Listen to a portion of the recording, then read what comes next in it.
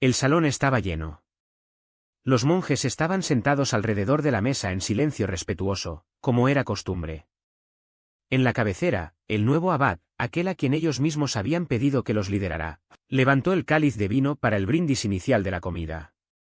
Era un ritual común. Una formalidad sagrada. Pero ese día, algo diferente ocurrió. Antes de beber, el abad hizo la señal de la cruz sobre el cáliz, como siempre hacía, como le habían enseñado a hacer, como había aprendido en la cueva de Subiaco años antes que todo acto, por pequeño que fuera, debía ser consagrado. Y entonces, en el exacto momento en que la cruz fue trazada en el aire sobre el vino, el cáliz se partió. No cayó. No se agrietó por impacto. Simplemente se partió, del centro hacia afuera, como si algo dentro de él hubiera explotado. El silencio que siguió fue diferente al silencio monástico habitual. Era el silencio de quien acaba de entender que estuvo mirando a la muerte sin saberlo. El vino estaba envenenado. Los propios monjes que lo habían buscado como líder, incapaces de soportar la exigencia de la disciplina que él imponía, habían puesto veneno en su cáliz. Querían deshacerse de él de la forma más discreta posible. Y lo único que los impidió cometer el asesinato fue el gesto más simple de la fe cristiana, la señal de la cruz hecha por un hombre que había pasado años aprendiendo que ese gesto no era simbólico. Era real. Era poder. El abad miró el cáliz partido. Miró a los monjes a su alrededor. Y sin ira, sin acusación, sin ninguna palabra de recriminación, se levantó de la mesa y dijo, con calma, que debían buscar un líder más compatible con su modo de vida. Y se fue. Ese hombre era Benito de Nursia. Y esa no sería la última vez que las tinieblas intentarían silenciarlo. Para entender por qué San Benito se convirtió en uno de los santos más invocados de la historia del catolicismo, por qué la medalla que lleva su nombre se usa en exorcismos oficiales de la Iglesia hasta hoy, por qué papas, reyes e emperadores lo llamaron Padre de Europa, necesitamos empezar por el principio. Necesitamos entender quién era el joven que un día decidió abandonar todo lo que el mundo consideraba valioso y desaparecer en una cueva. Benito nació alrededor del año 480 después de Cristo, en Nursia, una ciudad de Umbría, en el centro de Italia. Era hijo de una familia noble, con recursos suficientes para garantizar que el joven Benito fuera enviado a Roma a recibir la mejor educación disponible. Roma, en ese periodo, todavía cargaba el peso y el prestigio de haber sido el centro del mundo por siglos, pero estaba en franca descomposición. El Imperio Romano de Occidente había caído apenas 4 años antes del nacimiento de Benito. La ciudad que alguna vez fue la capital del mundo conocido era ahora un lugar de violencia, corrupción, decadencia moral y colapso institucional. Las calles de Roma a finales del siglo V eran un retrato cruel de lo que ocurre cuando una civilización pierde el eje alrededor del cual giraba. Benito llegó a Roma siendo todavía adolescente, con la mente aguda y el espíritu inquieto. Pero lo que encontró no era el centro de sabiduría y cultura que había imaginado. Era un lugar donde los jóvenes de familia bien competían por la corrupción más elegante, donde la fe era decorativa y la moralidad era negociable. Sus compañeros de estudio se lanzaban de lleno a ese mundo, los banquetes, las apuestas, los escándalos que eran simultáneos a la caída de todo a su alrededor. Benito miró eso. Y decidió que no era lo que quería. No fue una decisión gradual. No fue el resultado de años de reflexión filosófica. Fue algo más visceral, el reconocimiento súbito de que si continuaba por ese camino, perdería algo que no conseguía nombrar pero que sabía esencial. Se perdería a sí mismo. Con una determinación que ya en ese momento revelaba lo que vendría a ser su marca, abandonó los estudios, la posición social, las perspectivas que la educación romana prometía, y simplemente se fue. Su ama de leche, que había ido con él a Roma, intentó acompañarlo por un tiempo, pero eventualmente Benito siguió solo, en dirección al interior, en busca de silencio. Llegó primero a Enfide, una aldea en los montes al este de Roma, donde vivió por algún tiempo en una comunidad de hombres religiosos. Pero la soledad que buscaba todavía no había llegado. El mundo todavía era demasiado cercano, demasiado ruidoso, demasiado lleno de demandas y distracciones. Y entonces, en una cañada escarpada de la región de Subiaco, encontró lo que buscaba, una cueva casi inaccesible, escondida en la roca, donde el silencio era tan completo que parecía tener textura. Ahí se instaló. Y ahí comenzó la verdadera formación. La cueva de Subiaco no era un lugar cómodo. No era un retiro espiritual en el sentido moderno de la palabra, con sus acomodaciones adecuadas y sus horarios estructurados. Era una gruta húmeda y oscura en un peñasco de difícil acceso, donde el frío de los inviernos italianos penetraba hasta los huesos y donde el aislamiento no era una experiencia planificada sino una realidad física absoluta. Durante 3 años, Benito vivió allí casi sin contacto humano. Un monje llamado Romano, que lo había encontrado al inicio del camino, bajaba de vez en cuando por el peñasco con una cesta atada a una cuerda para dejarle pan, y esa era la única conexión regular de Benito con el mundo de los vivos. 3 años en una cueva. 3 años en silencio casi total. 3 años confrontando, sin escapatoria posible, todo lo que existe dentro de un ser humano cuando el ruido externo se detiene completamente. Y lo que existe dentro de un ser humano cuando el ruido se detiene no siempre es pacífico. Benito escribió, y sus biógrafos documentaron con detalles, sobre las batallas que libró en esos años de cueva. No batallas físicas, batallas interiores. La tradición espiritual las llama tentaciones, y la palabra es precisa. Eran los asaltos de todo aquello que había dejado atrás, ahora retornando no por la puerta principal sino por las grietas del silencio. Recuerdos de mujeres que había conocido en Roma llegaban con una vivacidad que él mismo describió como casi insoportable. El deseo de comodidad, de reconocimiento, de posición. Esas cosas que había rechazado conscientemente pero que el inconsciente no había terminado de procesar, aparecían en el silencio de la noche con una fuerza renovada. En un episodio que se hizo famoso en la tradición benedictina, la tentación llegó tan intensa que Benito salió de la cueva y se revolcó deliberadamente en un arbusto de ortigas y espinas, usando el dolor físico para romper el poder de lo que lo asediaba mentalmente. Era un método brutal, y él mismo más tarde no lo recomendaría. Pero revelaba algo esencial sobre el temperamento de ese hombre: no huía de la batalla. La enfrentaba de frente, con todos los medios disponibles, sin negociar y sin ceder. Con el tiempo, algo cambió.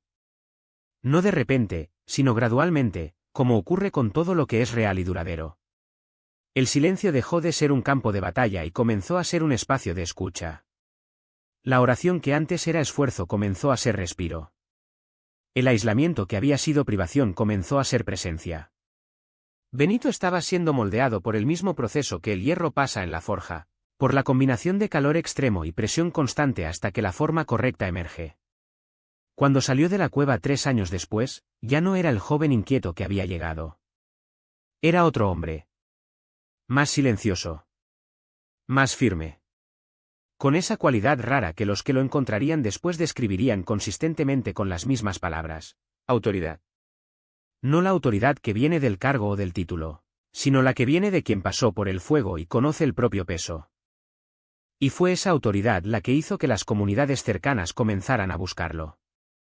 La fama de Benito se extendió de la manera en que la fama de los santos suele extenderse, no por campaña o autopromocón, sino por el testimonio de los que habían visto algo en su rostro que no conseguían encontrar en ningún otro lugar. Comunidades monásticas de la región comenzaron a pedirle que las liderara.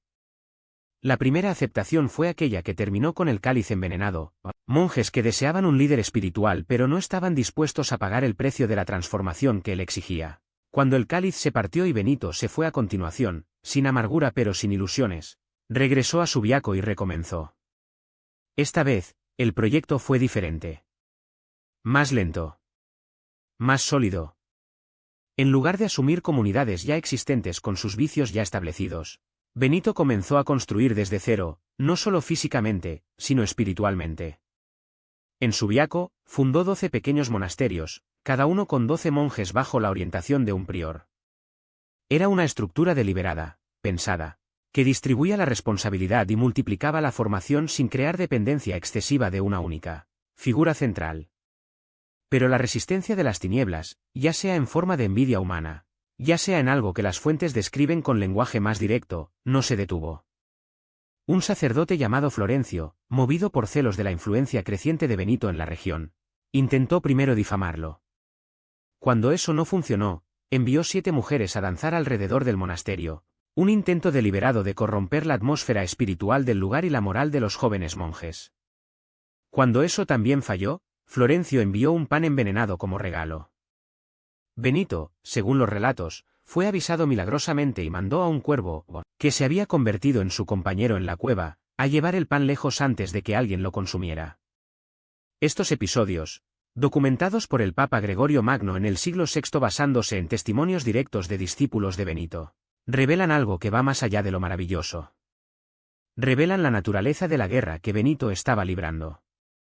No era una guerra de espadas y ejércitos.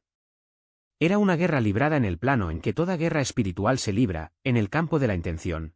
La atención, la elección cotidiana entre lo que edifica y lo que corroe. Y fue para ganar esa guerra, de forma sostenible, transmisible, práctica, que Benito escribió lo que se convertiría en el documento más influyente de la vida monástica occidental. La regla de San Benito no es un texto místico.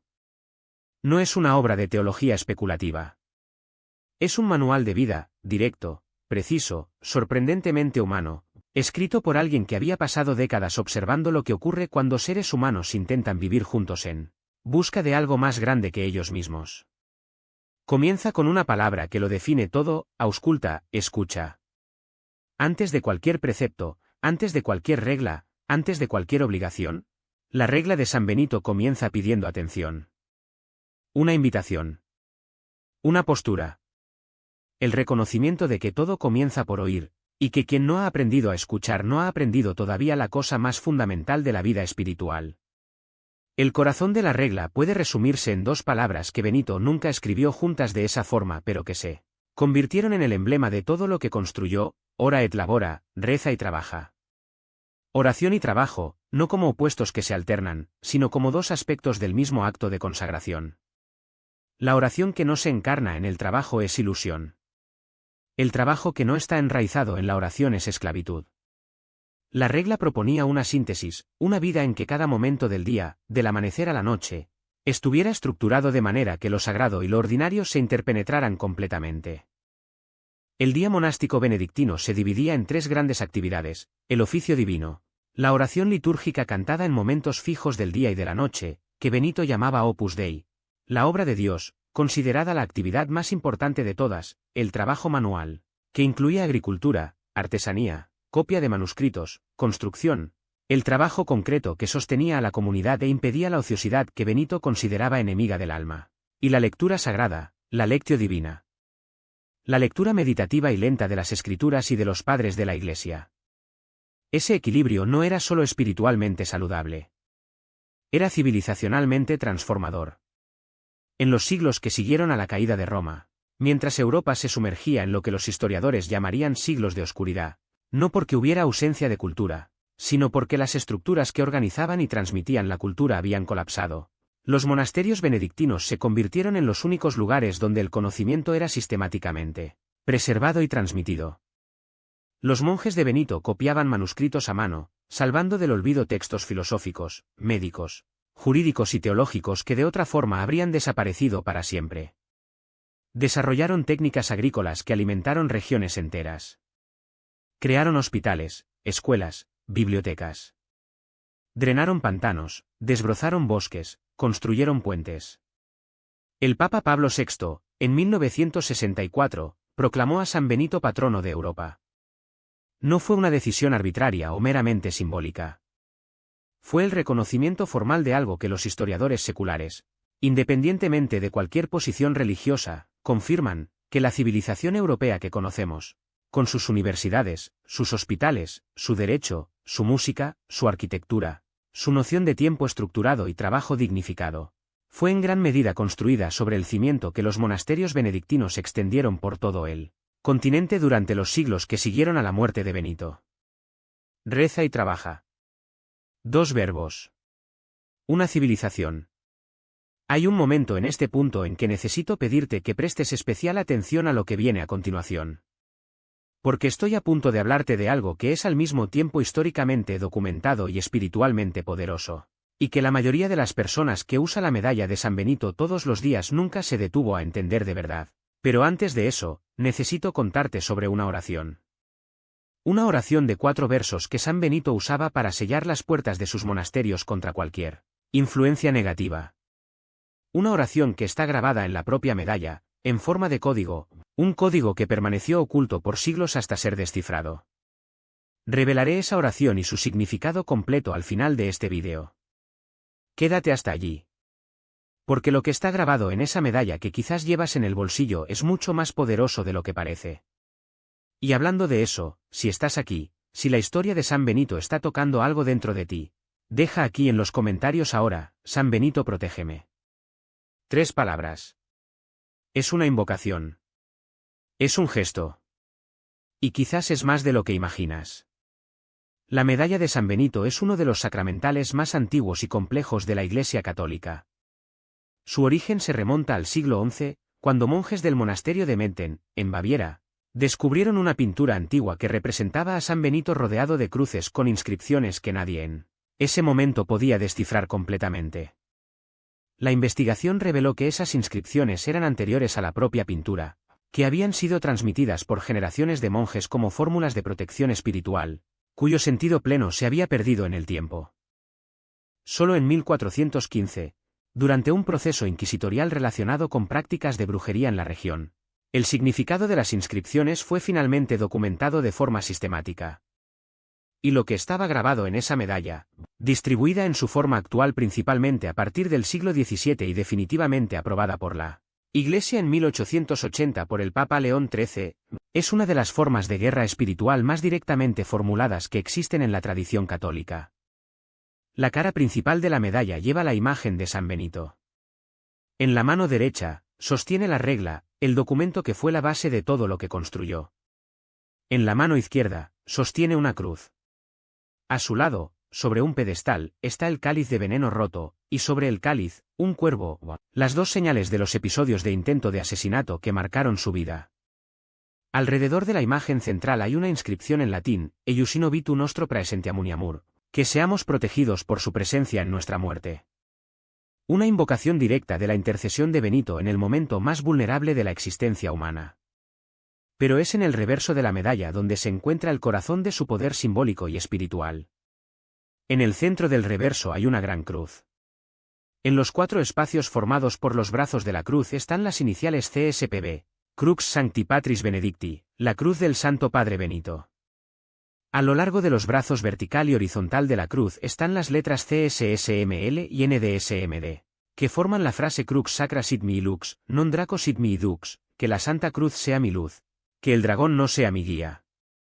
Alrededor del reverso de la medalla, circundando todo, hay una segunda inscripción con las letras VRSNSMV, SMQL y VB. Esas iniciales corresponden a 2 versículos que son, en el lenguaje de la tradición benedictina, comandos directos de expulsión. El primero, va de retro Satana, nunquam suade mi Ivana, vete atrás, Satanás, no me persuadas de vanidades. El segundo, sun malagua elivas, ipse venena vivas, son malos los cálices que ofreces. Bebe tú mismo tus venenos. Lee esas frases de nuevo y percibe lo que está ocurriendo. No es una súplica. No es una petición de protección formulada desde la posición de quien tiene miedo. Es un comando. Una orden directa, formulada en segunda persona, dirigida explícitamente al adversario espiritual, instruyéndole a retroceder y a enfrentar las consecuencias del propio mal que ofrece. Es el lenguaje de alguien que cree tener autoridad para hablar así, y que derivó esa autoridad de décadas de vida interior forjada en el silencio, la obediencia y la batalla espiritual cotidiana. La Iglesia Católica reconoce la medalla de San Benito como un sacramental poderoso específicamente en el contexto de protección contra el mal y de auxilio en casos de posesión o influencia demoníaca. Exorcistas documentados, incluido el famoso padre Gabriele Amort, quien sirvió como exorcista del Vaticano por décadas, relataron consistentemente que la presencia de la medalla de San Benito en casos de posesión provocaba reacciones de aversión y agitación en los casos que trataban. Amort escribió sobre esto en sus libros con la precisión clínica de quien documenta hechos observados, no teorías especuladas. La medalla no es un amuleto. La distinción es esencial y la propia Iglesia la subraya. Un amuleto es un objeto al que se atribuye poder intrínseco, independiente de cualquier relación con Dios. La medalla de San Benito es un sacramental, un objeto cuyo poder deriva enteramente de la fe, de la intercesión del santo y de la autoridad de la Iglesia que lo bendice. Usarla sin fe es cargar un pedazo de metal. Usarla con fe y comprensión de lo que está grabado en ella es un acto de guerra espiritual consciente. Y ahora ha llegado el momento de cumplir lo que prometí. La oración de 4 versos que San Benito usaba para sellar las puertas de sus monasterios contra cualquier influencia negativa no está escondida en ningún archivo secreto. Está grabada, en forma de código abreviado, en la propia medalla que millones de personas llevan sin saber lo que llevan. Pero existía también, en la tradición oral y posteriormente escrita de los monasterios benedictinos, una forma expandida de esa oración, los 4 versos completos, en latín, que correspondían a las iniciales grabadas en el metal. El primer verso es el comando de alejamiento: va de retro Satana, vete atrás, Satanás. No una pregunta. No una negociación. Un imperativo directo, fundamentado no en la fuerza propia de quien habla, sino en la autoridad de Cristo que quien habla invoca. El segundo verso es el rechazo categórico: nunquam suade mi vana, nunca me persuadas de vanidades. Una declaración de intención. El reconocimiento de que la puerta por la que el mal entra no siempre es el miedo o la violencia. Muchas veces es la vanidad, la ilusión, la distracción elegante que desvía la atención de lo que es esencial. El tercer verso es el diagnóstico del engaño: sunt mala guae libas, son malos los cálices que ofreces. La identificación precisa de lo que el adversario presenta como bien y es mal. Lo que parece satisfacción y es vacío. Lo que parece libertad y es esclavitud. Lo que parece iluminación y es confusión con nueva apariencia. El cuarto verso es el giro definitivo: ipse venena vivas, bebe tú mismo tus venenos. La declaración de que el mal no tiene poder sobre quien se niega a consumirlo, y que, rechazado, regresa a quien lo ofreció. Es la formulación espiritual de un principio que toda tradición religiosa, en alguna forma, reconoce: el mal que no encuentra alojamiento no se instala. Esta oración no es para ser recitada con ansiedad o desesperación. Es para ser dicha con la calma de quien sabe dónde está.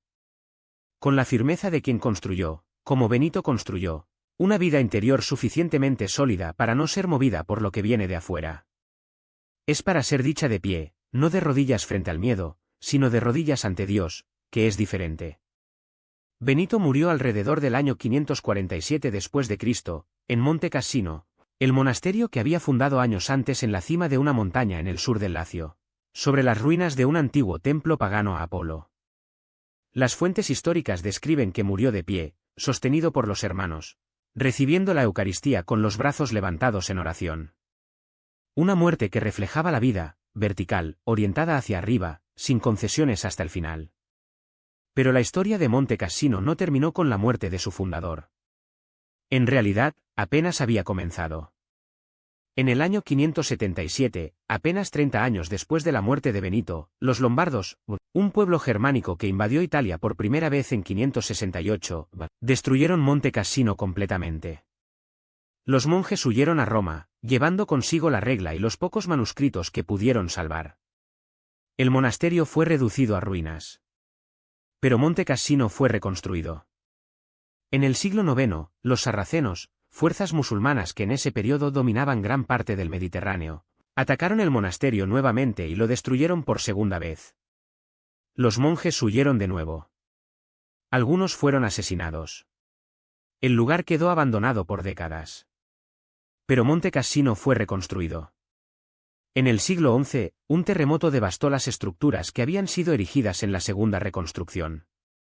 Los monjes que sobrevivieron comenzaron la reconstrucción una vez más, bajo el liderazgo del abad Desiderio, quien transformó Monte Cassino en uno de los centros de cultura y espiritualidad más bellos e influyentes de la Europa medieval. Y entonces llegó el golpe más brutal de todos. En febrero de 1944, durante la Segunda Guerra Mundial, Monte Cassino fue bombardeado por las fuerzas aliadas. El comando aliado, convencido de que los alemanes estaban usando el monasterio como puesto de observación militar, ordenó el bombardeo de una de las estructuras más antiguas y más sagradas de la Europa cristiana.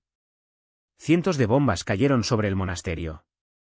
En cuestión de horas, lo que había tardado siglos en construirse fue reducido a escombros. Los alemanes, irónicamente, no estaban usando el monasterio, estaban usando las colinas de alrededor. El bombardeo fue un error estratégico que los propios historiadores militares aliados más tarde reconocerían. Monte Cassino fue destruido innecesariamente. Pero Monte Cassino fue reconstruido. La última reconstrucción fue concluida en 1964. El Papa Pablo VI consagró personalmente el nuevo altar mayor del monasterio restaurado, el mismo Papa que, ese mismo año, proclamó a San Benito patrono de Europa.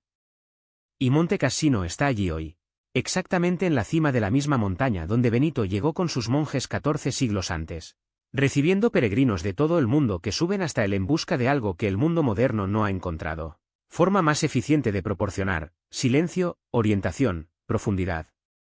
4 destrucciones. 4 reconstrucciones. Lombardos, sarracenos, terremotos, bombas aliadas, nada pudo extinguir lo que Benito encendió en esa montaña. Y hay algo profundamente simbólico en eso que va más allá de la terquedad humana o de la devoción institucional. Es como si la propia historia estuviera demostrando, repetidamente, lo que la regla de San Benito afirma sobre la naturaleza de la fe sólida, que puede ser derribada, pero no destruida. Que puede ser silenciada por un tiempo, pero no apagada. Que lo que fue construido sobre el cimiento correcto, aunque en ruinas, encuentra fuerzas para levantarse. Lo que San Benito dejó al mundo no es solo un monasterio que se niega a morir. No es solo una regla monástica que sobrevivió 15 siglos. No es solo una medalla usada en exorcismos o llevada como protección por fieles en todo el planeta. Lo que dejó es una demostración.